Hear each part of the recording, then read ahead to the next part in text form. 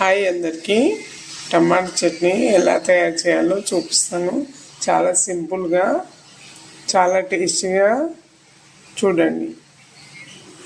ఇప్పుడు ఒక బొగన పెట్టుకున్నాను, అందులో ఆయిల్ వేసుకుంటున్నాను.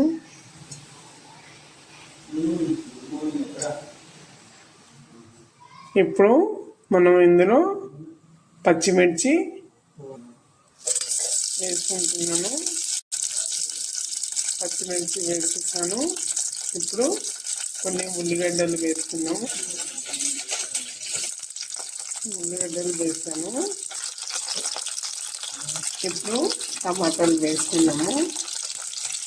అన్నీ ఒకేసారి వేసుకోవాలి. ఇదిగో ఇలా టమాటాలు కూడా వేసేసాను. ఇప్పుడు ఒకసారి మనం ఇలా కలుపుకున్నాము.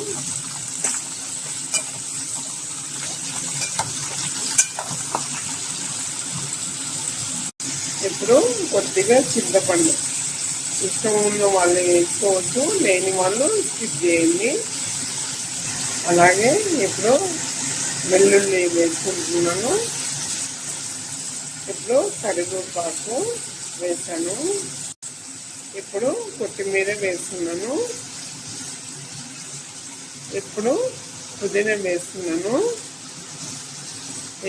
ఈ టమాటా చట్నీ చేయడానికి అన్నీ ఒకేసారి వేసుకోవాలి.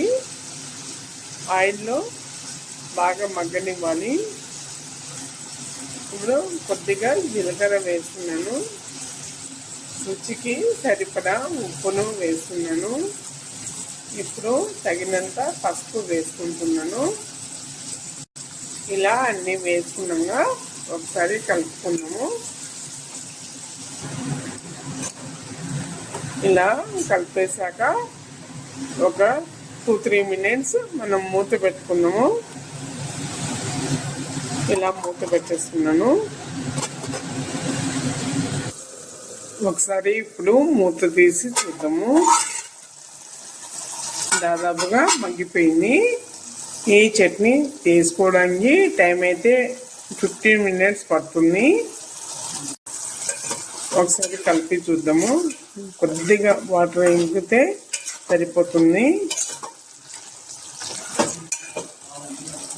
ప్రతి ఒక్కరికి చాలా నచ్చుతుందండి. చాలా టేస్టీగా ఉంటుంది. మీరు కూడా ఒకసారి ట్రై చేసి చూడండి.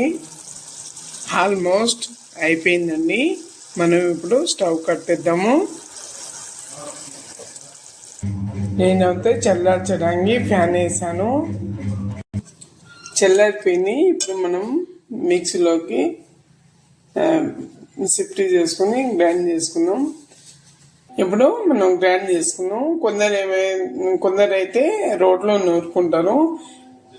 నేనైతే గ్రైండ్ చేసుకుంటున్నాను. ఇలా బరకగా గ్రైండ్ చేసుకోవాలి. ఇప్పుడు పోపు చేసుకున్నాము. ఆయిల్ కాగిపోయింది.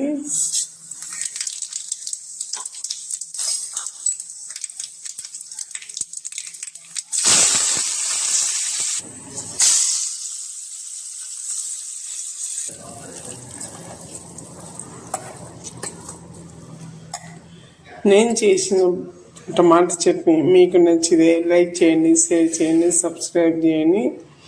వీడియో అయితే స్కిప్ చేయకుండా పూర్తిగా చూడండి ప్లీజ్.